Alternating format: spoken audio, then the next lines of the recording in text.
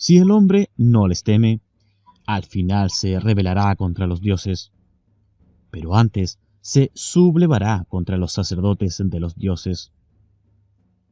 Empero, este cambio no se verá si antes nos aclara algo que hoy no es tan obvio.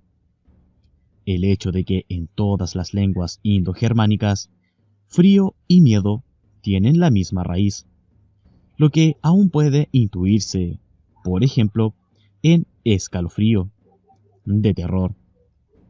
Pues bien, en aquel entonces, la palabra frío era sinónima de terror y, en consecuencia, lo que significa el nuevo culto era que un terror sin nombre se instalaría en el corazón del creyente como gracia de la diosa, y que ese terror causaría su perfección. Así Belisana, la diosa del fuego frío, se había convertido también en la diosa del terror, un título que, aunque los señores de Tarsis no podían saberlo, perteneció en remotísimos tiempos a la misma diosa, pues a la esposa de Nabután se la conoció igualmente como Fría, la que infunde terror al alma y socorro al espíritu. Tras su arribo a la península ibérica, los golem intentaron en numerosas ocasiones ocupar el bosque sagrado y controlar el culto a la diosa del fuego frío, pero siempre fueron rechazados por la celosa y obstinada locura mística de los señores de Tarsis.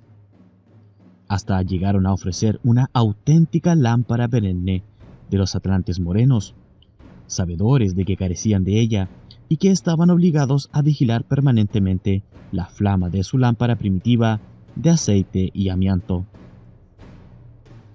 No hay que aclarar que la ofrecían a cambio de la unificación del culto y de la institución del sacrificio ritual, y que semejante propuesta resultaba inaceptable para los señores de Tarsis, porque ello es obvio a esta altura del relato. Como también es evidente que esa resistencia, insólita para quienes se habían impuesto sobre todos los pueblos nativos, unida a la imposibilidad de apoderarse de la espada sabia, los iba enconando permanentemente contra los señores de Tarsis. La reacción de los golem desencadenó aquella campaña internacional alentando la conquista de Tarsis, que culminó en el peligroso intento de invasión fenicia desde las Baleares y Gades, o Cádiz. Pero los señores de Tarsis convocaron a los lidios e hicieron desistir a los fenicios de su proyecto conquistador, por lo menos por los siguientes 4 siglos. De la alianza entre íberos y lidios surgió el imperio de Tartesos, que pronto se expandió por toda Andalucía, la Tartéside, y privó a los fenicios de colonias costeras en su territorio. Las Baleares y la isla de León, asiento de Gades, quedaron aisladas de tierra firme, pues los tartesios solo les permitieron mantener un comercio exiguo a través de sus propios puertos. ¿Cuál sería la siguiente reacción de los golem frente a ese poderío que se desarrollaba fuera de su control y que frustraba todos sus planes? Antes de responder, estimado y, paradójicamente, paciente Dr. Segnagel, debo ponerlo al corriente de las consecuencias que la presencia de los lidios produjo en el culto del fuego frío. Para entender lo que sigue, solo hay que recordar que los lidios eran más cultos que los íberos, es decir, más civilizados culturalmente, en tanto que los más incultos íberos, es decir, más bárbaros, estaban más cultivados espiritualmente que los lidios, poseían más sabiduría que conocimiento.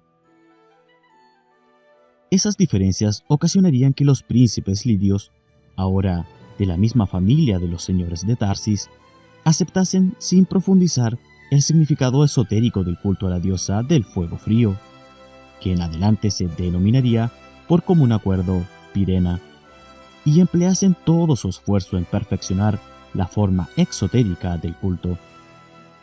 Tal aplicación va siempre en perjuicio de la parte esotérica y, como no podía ser de otra manera, a la larga iba a resultar fatal para los tartesios. Mas esto ya lo verá, pues, como anuncié, estoy yendo paso a paso. Los lidios, como en otras industrias, eran hábiles artesanos de la piedra. ¿Qué cree que hicieron en su afán de perfeccionar la forma exterior del culto? Decidieron, ante el horror de sus parientes íberos, que nada podían hacer para impedirlo, tallar el menhir del bosque sagrado con la figura de Pirena. La escultura contribuiría a sostener el culto, explicaban, pues el pueblo lidio necesitaba una imagen más concreta de la diosa. Su representación como flama era demasiado abstracta para ellos. El menhir consistía en una piedra bruta de color aceitunado, de unos 5 metros de altura y con forma de cono truncado. Los lidios se proponían emplearlo íntegramente para tallar la cabeza de la diosa. De acuerdo con su proyecto, la nuca debía quedar frente al manzano, de tal suerte que el divino rostro mirase directamente al pueblo, y el pueblo, distribuido en un claro circundante desde el que se dominaba la escena ritual, vería el rostro de la diosa y, tras de ella, al manzano de Tarsis.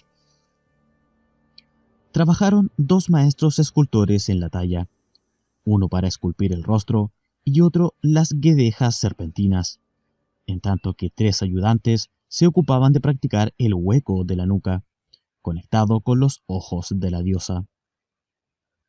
La obra no estuvo lista antes de 5 años, pues, aun cuando las herramientas de hierro de los lidios permitieron adelantar mucho de entrada, la terminación pulida que pretendían les demandó largos años de trabajo. En verdad, los tartesios continuarían puliendo durante décadas la cabeza de Pirena, hasta dotarla de un impresionante realismo. La necesidad que sentían los lidios de contemplar una manifestación figurativa de la diosa era propia de la época. Los pueblos del pacto cultural experimentaban entonces una generalizada caída en el exoterismo del culto, que los llevaba a adorar los aspectos más formales y aparentes de la deidad. Los pueblos presentían que los dioses se retiraban desde adentro, pero solo podían retenerlos desde afuera. Por eso se aferraban con desesperación a los cuerpos y a los rostros divinos, y a cualquier forma natural que los representase. Siendo así, no debe sorprender el intenso fervor religioso despertado en los pueblos y la extraordinaria difusión geográfica que produjo el culto del fuego frío luego de la transformación del menhir. Además de los tartesios, orgullosos depositarios de la promesa de la diosa, hombres pertenecientes a 1000 pueblos diferentes peregrinaban hasta el bosque sagrado de Tartéside para asistir al ritual del fuego frío. Entre otros, acudían los íberos y ligures desde todos los rincones de la península, y los brillantes pelasgos desde Etruria, y los corpulentos bereberes de Libia, y los silenciosos espartanos de Laconia, y los tatuados pictos de Albión, etc. Y todos los que llegaban hasta Pirena venían dispuestos a morir. A morir, sí, porque esa era la condición de la promesa, el requisito de su gracia. Como todos sus adoradores sabían, la diosa tenía el poder de convertir al hombre en un dios, de elevarlo al cielo de los dioses.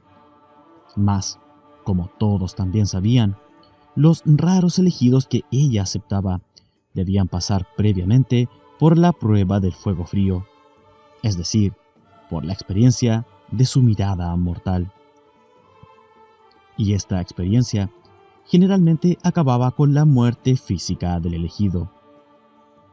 De acuerdo con lo que sabían sus adeptos, y sin que tal certeza afectase un ápice la fascinación por ella, muchos más eran los elegidos que habían muerto que los comprobadamente renacidos, los que recibían su mirada mortal, de cierto que caían, y muchos la mayoría jamás se levantaban, pero algunos sí lo hacían, y esa remota posibilidad era más que suficiente para que los adoradores de la diosa decidiesen arriesgarlo todo.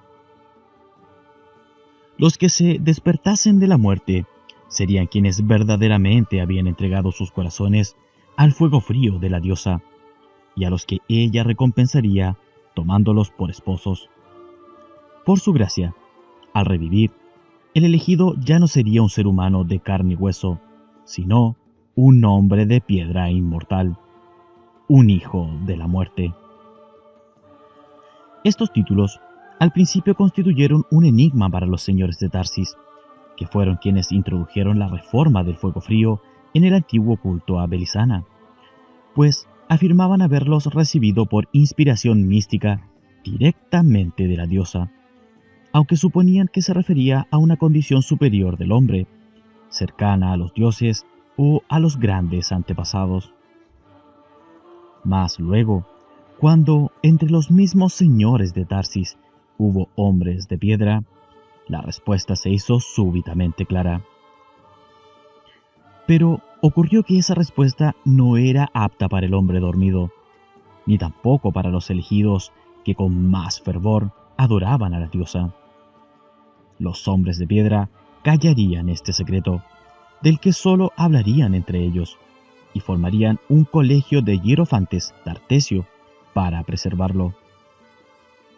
A partir de allí, serían los hierofantes Tartesios, es decir, mis antepasados transmutados por el fuego frío, los que controlarían la marcha del culto. Octavo día. En la época en que no se celebraba el ritual del fuego frío, los hierofantes Tartesios permitían a los peregrinos llegar hasta el claro del bosque sagrado y contemplar la colosal esfinge de Pirena. Allí podrían depositar sus ofrendas y reflexionar si estaban dispuestos a afrontar la muerte de la prueba del fuego frío, o si preferían regresar a la ilusoria realidad de sus vidas comunes.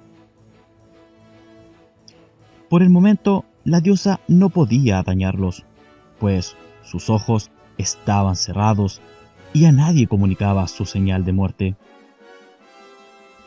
Pero, no obstante tal convicción, muchos quedaban helados de espanto frente al antiguo rostro revelado, y no eran menos los que huían al punto o morían allí mismo de terror.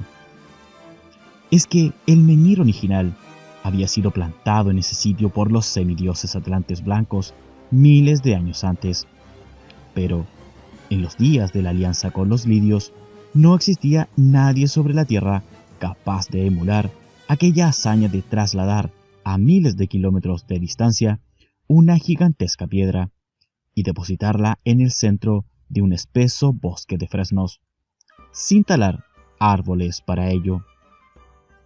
Se comprende, pues, que los peregrinos recibiesen la inmediata impresión de que aquel busto terrible era obra de los dioses. Pero no solo el menhir era obra de los dioses, puesto que la conformación del rostro procedía de esa notable capacidad para degradar lo divino que exhibían los lidios. Astutamente, los tartesios se cuidaron siempre muy bien de informar sobre el origen de la inquietante escultura. Quien lograba reponerse de la impresión inicial y reparaba en los detalles del insólito rostro, tenía que apelar a todas sus fuerzas a fin de no ser ganado, más tarde o más temprano, por el pánico. Recuerde, doctor, que para sus adoradores, lo que tenían enfrente no era una mera representación de piedra inerte, sino la imagen viva de la diosa.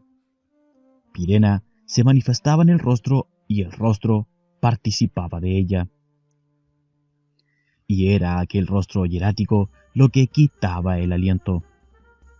Probablemente, si alguien hubiese conseguido, con un poderoso acto de abstracción, separar la cara de la cabeza de la diosa, la habría encontrado de facciones bellas. En primer lugar, y a pesar de la coloración verdosa de la piedra, por la forma de los rasgos era indudable la pertenencia a la raza blanca. En siguiente orden, cabría reconocer en el semblante general una belleza arquetípica indogermánica o directamente aria. Óvalo de la cara rectangular, frente amplia, cejas pobladas, ligeramente curvadas y horizontales.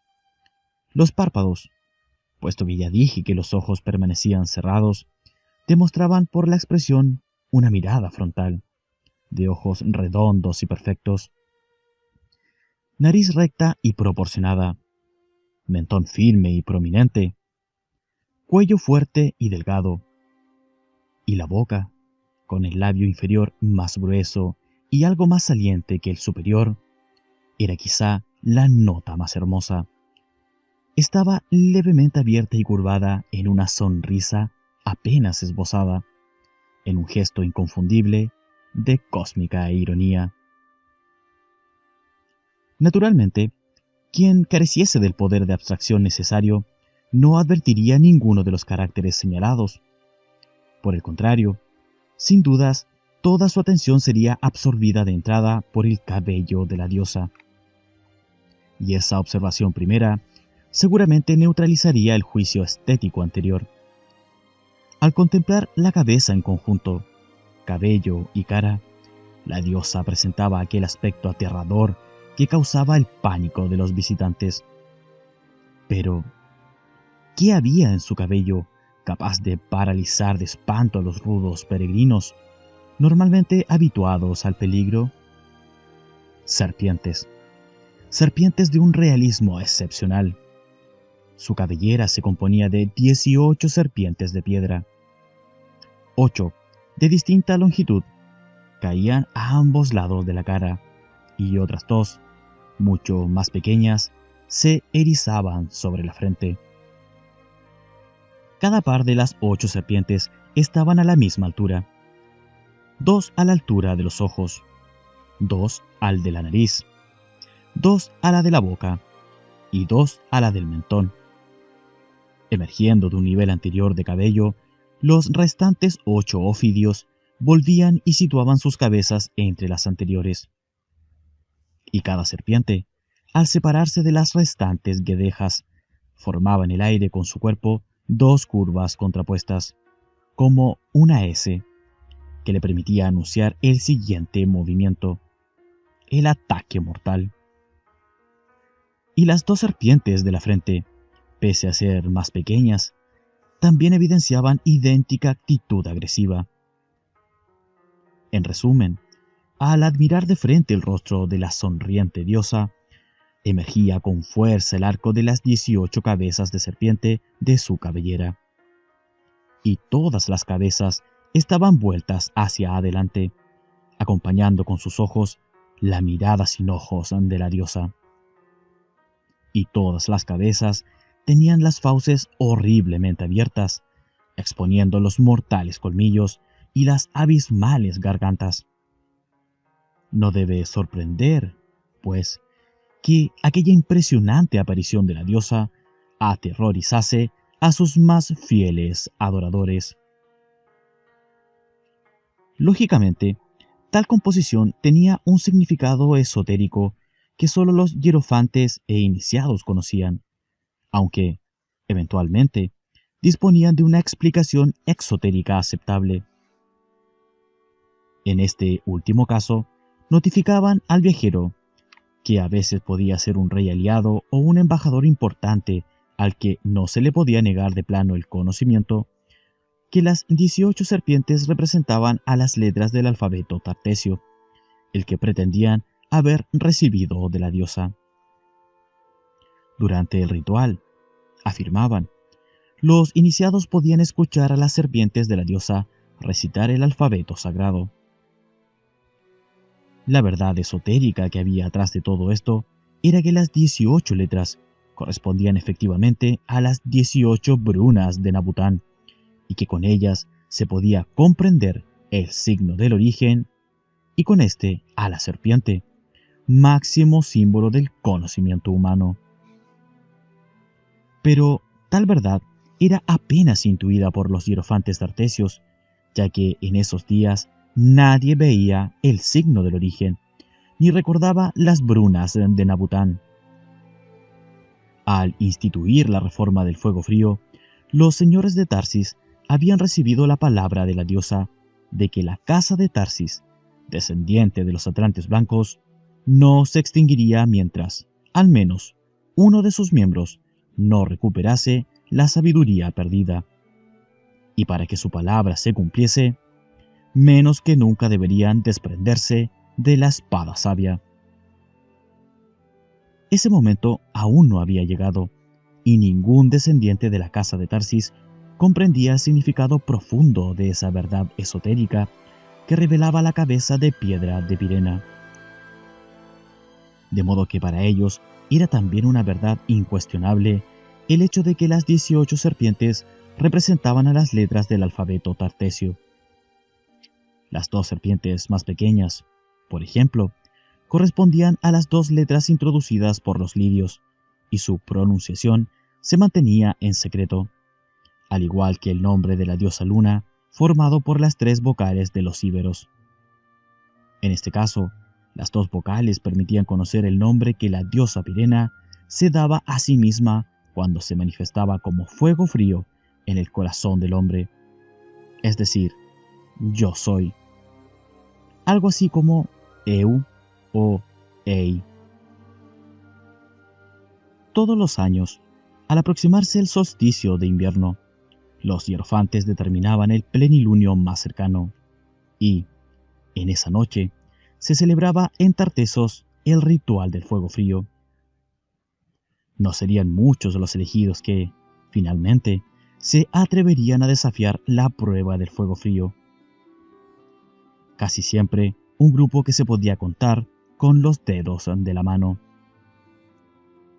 El menhir estaba alineado hacia el oeste del manzano de Tarsis, de tal modo que la diosa luna aparecería invariablemente detrás del árbol y transitaría por el cielo hasta alcanzar el cenit, sitio desde donde recién iluminaría a pleno el rostro de la diosa que mira hacia el oeste. Desde el anochecer, con las miradas dirigidas hacia el este, los elegidos se hallaban sentados en el claro, observando el rostro de la diosa y, más atrás, el manzano de Tarsis. Cuando el rostro más brillante de la diosa luna se posaba sobre el bosque sagrado, los elegidos se mantenían en silencio, con las piernas cruzadas y expresando con las manos el mudra del fuego frío. En esos momentos, solo les estaba permitido masticar hojas de sauce. Por lo demás, debían permanecer en rigurosa quietud.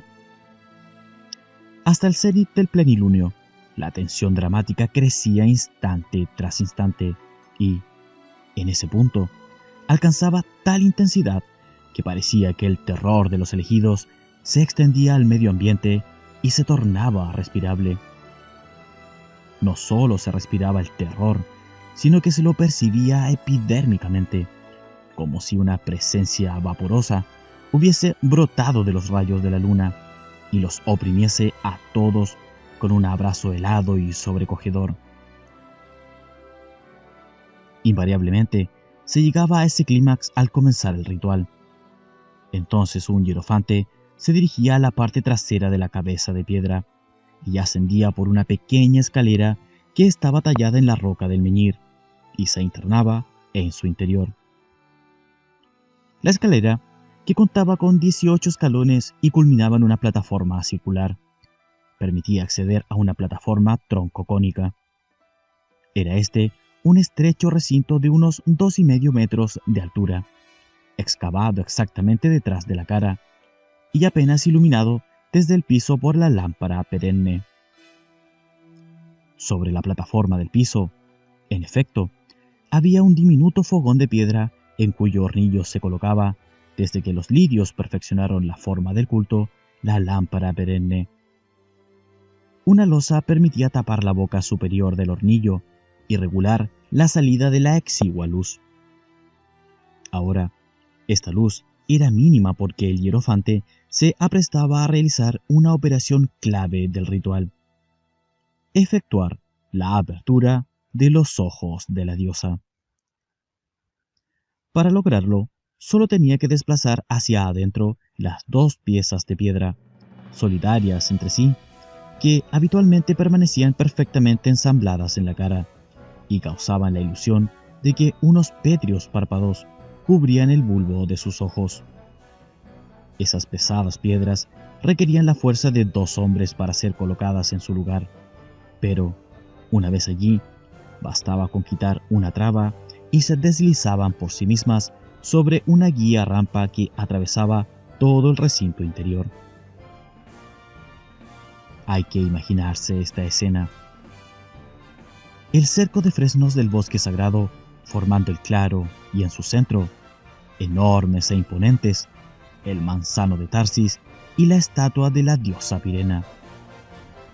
Y sentados frente al rostro de la diosa, en una posición que exalta aún más el tamaño colosal y la turbadora cabellera serpentina, los elegidos, con la mirada fija y el corazón ansioso, aguardando su manifestación, la llamada personal que abre las puertas de la prueba del fuego frío. Desde lo alto, la diosa Ioa derrama torrentes de luz plateada sobre aquel cuadro. De pronto, procedentes del bosque cercano, un grupo de bellísimas bailarinas se interpone entre los elegidos y la diosa Pirena. Traen el cuerpo desnudo de vestidos y solo llevan objetos ornamentales, pulseras y anillos en manos y pies, collares y cintos de colores, aros de largos colgantes, cintas y apretadores en la frente, que dejan caer libremente el largo cabello. Vienen brincando al ritmo de una siringa y no se detienen en ningún momento, sino que de inmediato se entregan a una danza frenética.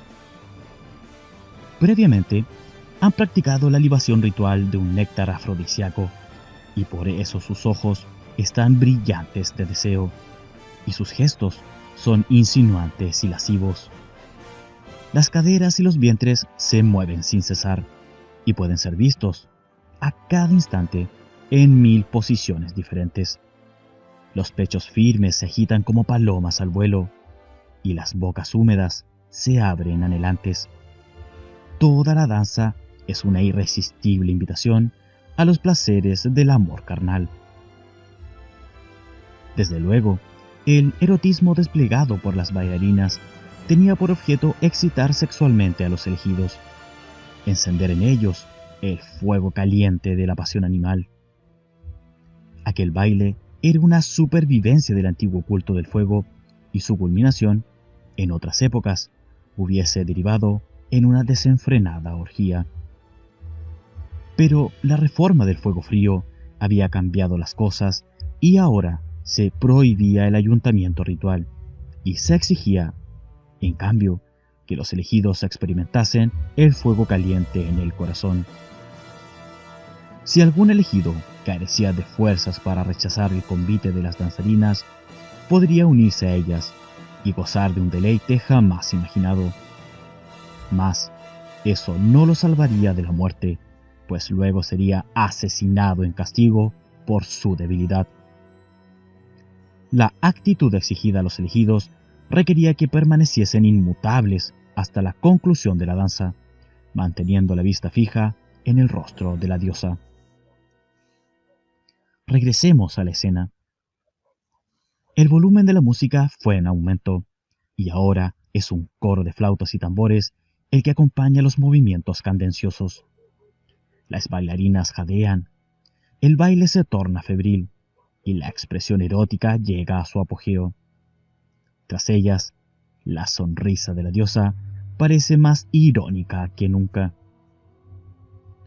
Los elegidos se concentran en Pirena, pero no pueden evitar percibir, como entre las brumas de un sueño, a las bailoteantes bellezas femeninas que los embriagan de pasión, que los arrastran inevitablemente a un cálido y sofocante abismo. Es entonces cuando se hace necesaria la intervención de la diosa, cuando los elegidos, con la voluntad enervada, solicitan en sus corazones el cumplimiento de su promesa. Y es entonces cuando, a una señal de los hierofantes, la música cesa bruscamente, las bailarinas se retiran con rapidez, y los ojos de la diosa se abren para mirar a sus elegidos. Como un latigazo, un estremecimiento de horror conmueve a los elegidos. Los párpados han desaparecido, y la diosa los contempla desde las cuencas vacías, con forma de hoja de manzano, de sus ojos. Ha comenzado la prueba del fuego frío. Un hierofante, con voz estruendosa, recita la fórmula ritual.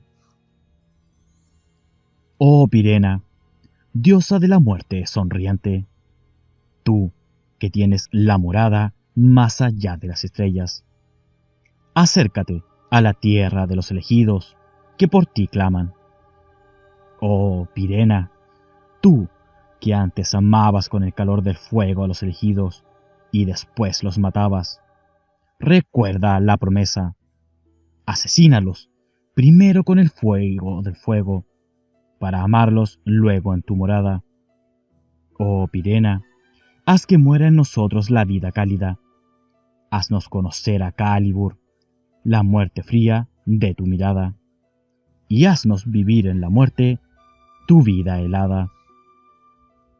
Oh Pirena, tú que una vez nos concediste la semilla del cereal para sembrar en el surco de la infamia, mata esa vida creada y deposita en el corazón del elegido la gélida semilla de la piedra que habla. Oh Pirena, diosa blanca, muéstranos la verdad desnuda por Calibur en tu mirada, y ya no seremos hombres, sino dioses, de corazón de piedra congelada. Calibur, tus elegidos te claman. Calibur, tus elegidos te aman. Calibur, muerte que libera. Calibur, semilla de piedra congelada. Calibur, verdad desnuda, recordada. Todo sucede velozmente, como si el tiempo se hubiese detenido. El fuego caliente de la pasión animal se troca nuevamente en terror. Pero ahora es un terror sin límites el que sobreviene, un terror que es la muerte misma, la muerte Calibur de Pirena, la muerte necesaria que precede a la verdad desnuda. Los elegidos están paralizados de terror y con el corazón helado de espanto. Contemplan absortos el rostro de Pirena, mientras todavía resuena en el aire el último Calibur del hierofante. Los ojos de la diosa parecen ahora las puertas de otro mundo, un mundo de negrura infinita, un mundo de frío esencial que es la muerte de la vida tibia. No se puede atravesar esas puertas sin morir de terror, pero si algo las atraviesa, ese algo vive en la muerte. Y si algo sobrevive a la muerte Calibur, es porque ese algo consiste también en la esencia del frío de la negrura infinita. La muerte Calibur fascina y atrae hacia una nada que será la matriz del propio ser. Los elegidos se precipitan sin dudarlo en la negrura infinita de los ojos de la diosa. Pero antes de atravesar las puertas de la muerte, alcanzan a percibir, en un instante de terror supremo, que el bosque sagrado se ha transfigurado y rebosa de vida manifiesta, de una vida que subyacía oculta tras la ilusión de la existencia vívida, de una vida que en ese momento brotaba obscenamente desde todas las cosas como un demoníaco orgasmo de la naturaleza. Y vieron también cómo el manzano de Tarsis, animado por demencial inteligencia, se estremecía de diabólica risa. Y vieron la cabeza de la diosa, igualmente vitalizada, resplandecer de una cegadora luz blanca que acentuaba aún más la negrura infinita de sus ojos.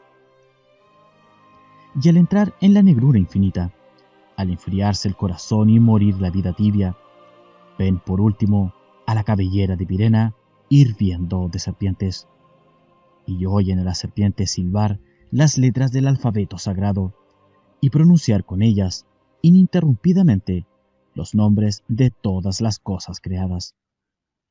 Allí estaba, finalmente descubierto, aunque inútil para ellos, el más alto conocimiento permitido al animal hombre, el contenido del símbolo de la serpiente. Pero ese conocimiento ya no interesa a los elegidos. Algo de ellos ha atravesado las barreras de la muerte Calibur, algo que no teme a la muerte, y se ha encontrado con la verdad desnuda en sí mismo. Porque la negrura infinita que ofrece la muerte Calibur de la diosa Virena, en la que toda luz creada se apaga sin remedio, es capaz de reflejar a ese algo que es el espíritu increado. Y el reflejo del espíritu en la negrura infinita de la muerte Calibur es la verdad desnuda de sí mismo.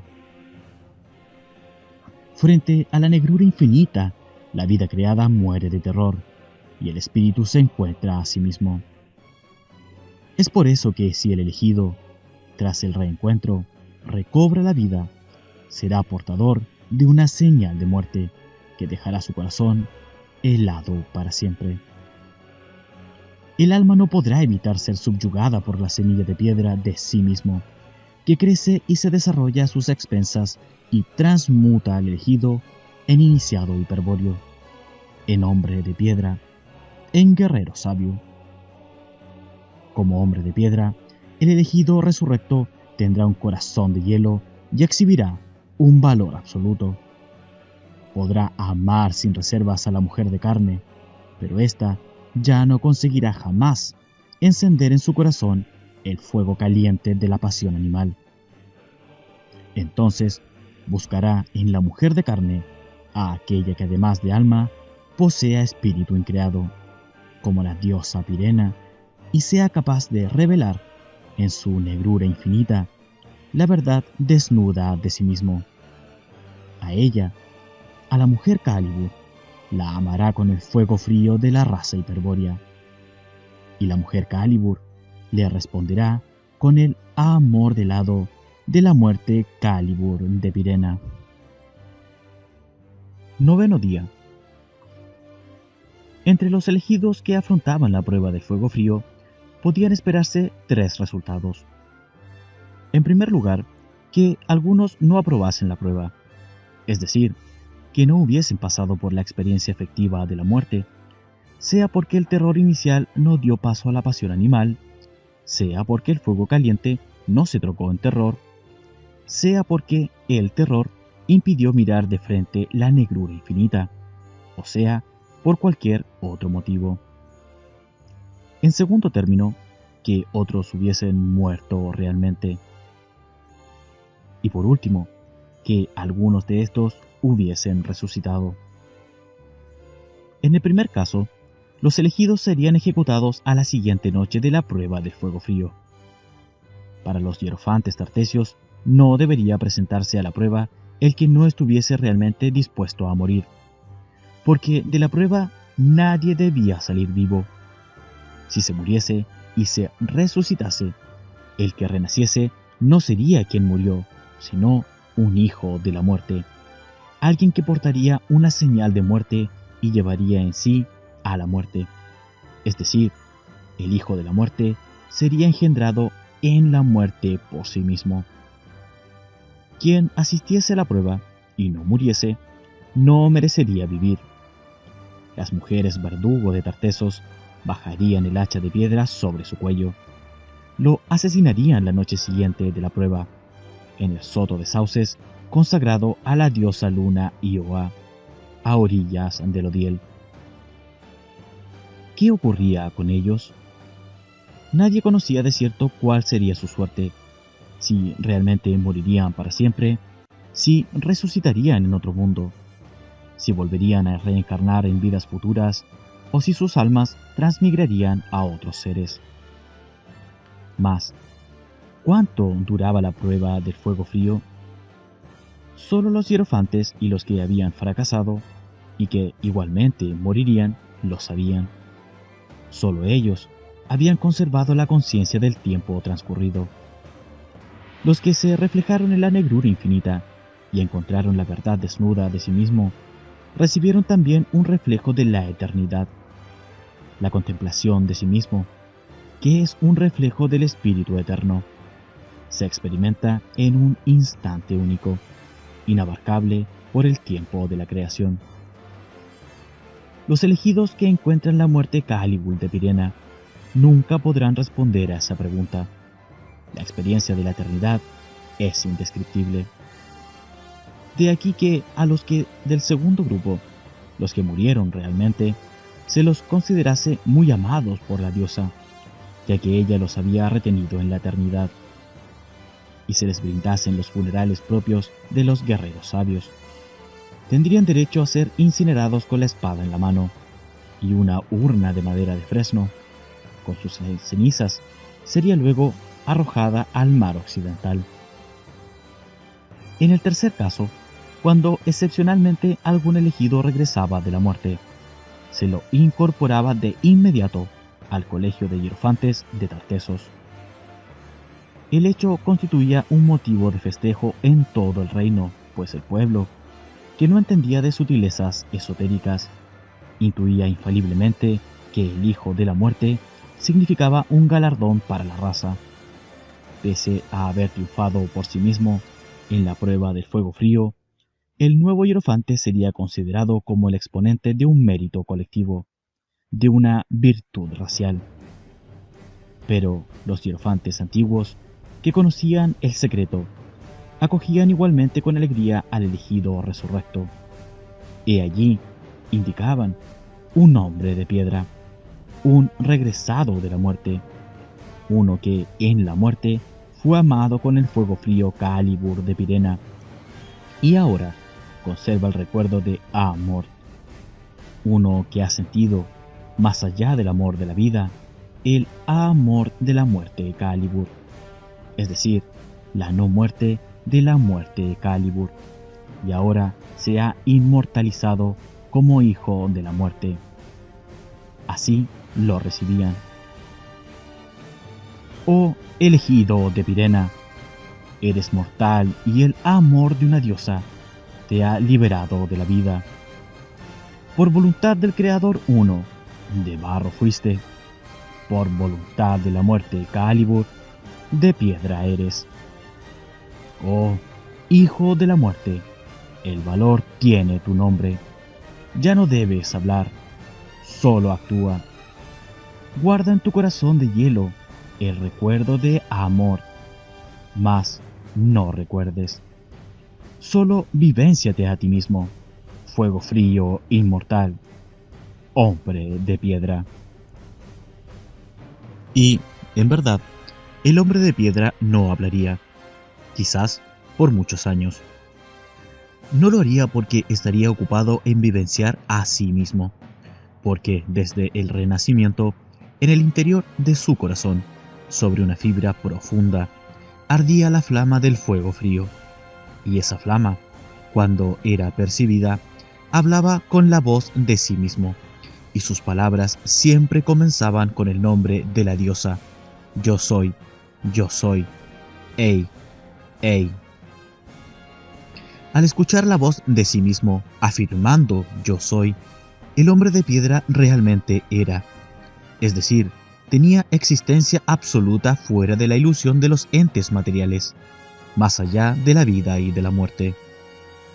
Por eso el hombre de piedra inmortal no hablaría, o hablaría muy poco, en adelante. Estaba muy cerca de la sabiduría hiperbórea de los atlantes blancos, y ese saber no podía ser explicado a los hombres dormidos que amaban a la vida y temían a la muerte liberadora. Tal vez, al final, durante la batalla final, él u otros hombres de piedra inmortales hablasen claramente a los hombres dormidos para convocarlos a liberarse de las cadenas materiales y luchar por el regreso al origen de la raza hiperbórea. Mientras tanto, el hombre de piedra solo actuará, escuchará en silencio la voz del fuego frío y actuará. Y su acto expresará el máximo valor espiritual. Hiciese lo que hiciese en él, su acto estará fundado en el soporte absoluto de sí mismo, más allá del bien y del mal, y no le afectará ningún juicio o castigo procedente del mundo del engaño. Y ninguna variante del gran engaño, ni siquiera el fuego caliente de la pasión animal, podrán arrastrarlo otra vez al sueño de la vida. Sabio y valiente como un dios, el hombre de piedra solo luchará si es necesario y aguardará, callado, la batalla final. Anhelará el origen y lo conmoverá la nostalgia por el amor de la diosa.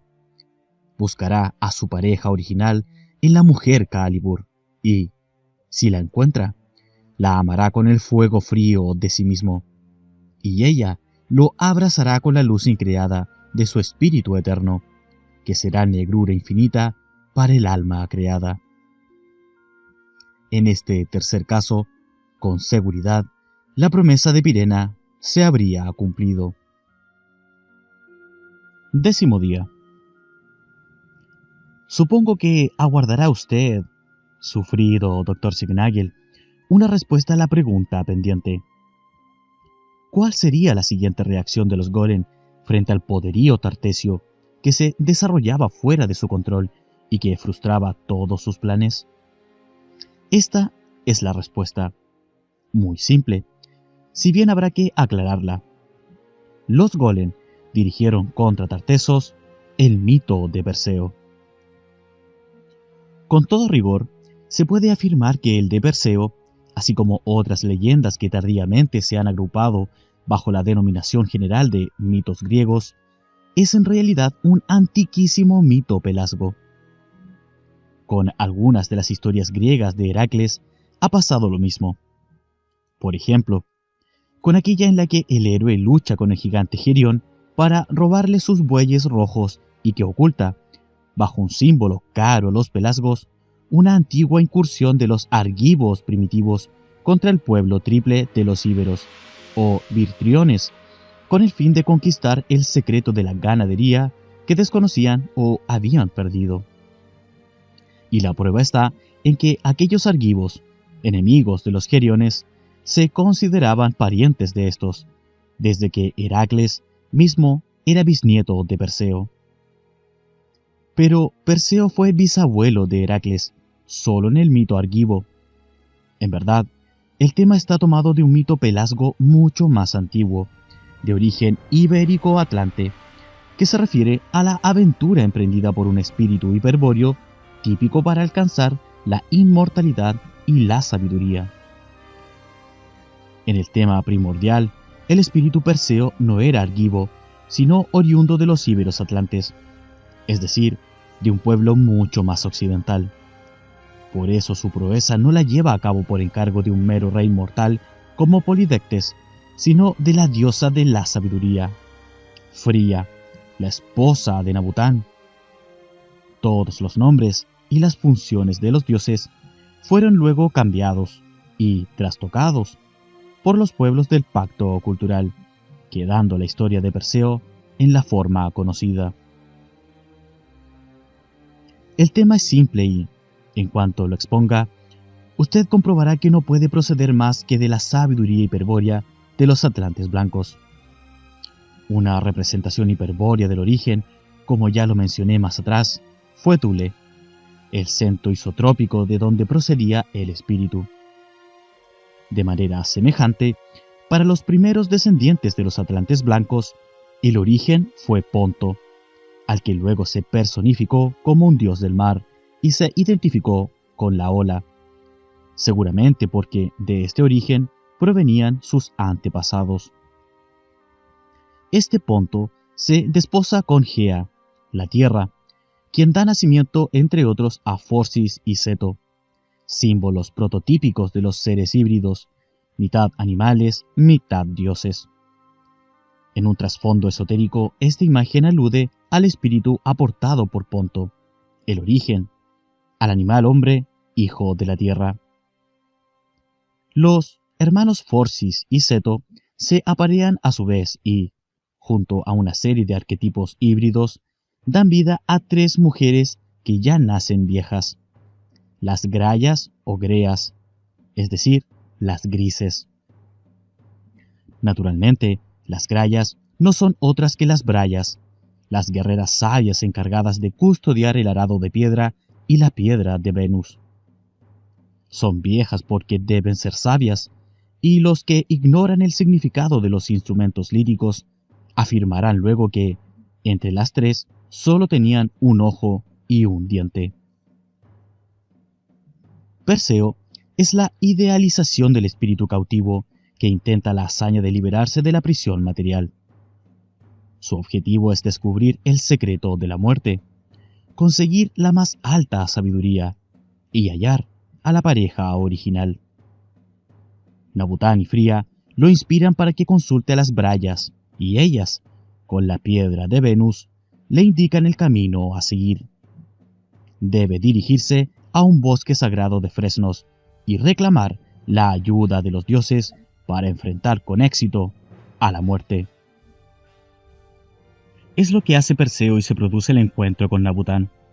El dios le informa que la sabiduría está en poder de su esposa, Fría, pero que no resulta fácil llegar hasta ella, pues la muerte se interpone al paso de los simples mortales. Para allanarle el viaje hacia Fría, Nabután revela a Perseo el secreto del vuelo y le entrega el signo de la media luna, es decir, el símbolo de los pontífices hiperbóreos, los constructores de puentes más sabios de los atlantes blancos. Según los atlantes blancos, los pontífices hiperbóreos sabían el modo de tender un puente infinito entre el espíritu y el origen, Ponto. El grado de pontífice hiperbóreo lo confirma Vides, el señor de Kata-Agar, cuando entrega a los que franquean la puerta a la morada de los dioses liberadores la túnica y el casco. Sobre la frente de ese casco, los pontífices fijan el signo de la media luna. Es tradición que los pontífices así vestidos disponían de la facultad de tornarse culturalmente invisibles, no por efecto de tal indumentaria, desde luego, sino por la sabiduría que implica el poseerla. Nabután enseña a Perseo la lengua de los pájaros y lo guía hasta la morada de Vides, quien lo inviste de pontífice hiperbóreo. En su viaje hacia Fría, Perseo llevará en la mano un buche de grulla conteniendo 16 piedras, en cada una de las cuales está grabada una bruna. Al aproximarse a Fría, Nabután aconseja al héroe no detenerse a mirar el rostro de muerte, lo que causaría su inmediata destrucción, y concentrarse en el espejo que la diosa de la sabiduría significa tras la muerte. Solo así podrá vencer a la muerte. Perseo cumple las indicaciones con exactitud y, contemplándose en el espejo de Fría, consigue comprender a la muerte y se transforma en hombre de piedra inmortal. A su regreso de la muerte, Perseo emplea la lengua de los pájaros para comprender a la serpiente con el signo del origen. Entonces, adquiere la más alta sabiduría y encuentra a su pareja original. Hasta aquí, lo más importante del tema original transmitido a los pueblos nativos por los atlantes blancos. Es evidente que gran parte del mismo, milagrosamente recordado gracias a la misión familiar, fue incorporado por los señores de Tarsis en la reforma del fuego frío. Los lidios, posteriormente, contribuirían a su degradación mediante la perfección de la forma ritual, que consistía en el demencial intento de exhibir exteriormente, plasmados en la materia, unos signos que solo pueden ser metafísicos. Claro que quienes más harían para pervertir el sentido del tema del espíritu Perseo serían los sacerdotes del pacto cultural. Y después que el sentido fuera restituido por el culto del fuego frío, sin dilación, los acompañarían los golem con todos sus recursos, trabados en una guerra que consideraban de vida o muerte para los planes de la fraternidad blanca a la que servían. En tiempos de la caída cultural de los pelasgos, mucho antes de que los golem iniciasen su siniestro desplazamiento hacia Europa, el tema original se consteló como mito. Los nombres fueron cambiando y los significados se distorsionaron e invirtieron. En el mito argivo, Perseo, por encargo del tirano de Sérifos, a quien prometió imprudentemente traer la cabeza de Medusa, se dirige a la Tartéside, pues el monstruo habita un bosque de la península ibérica.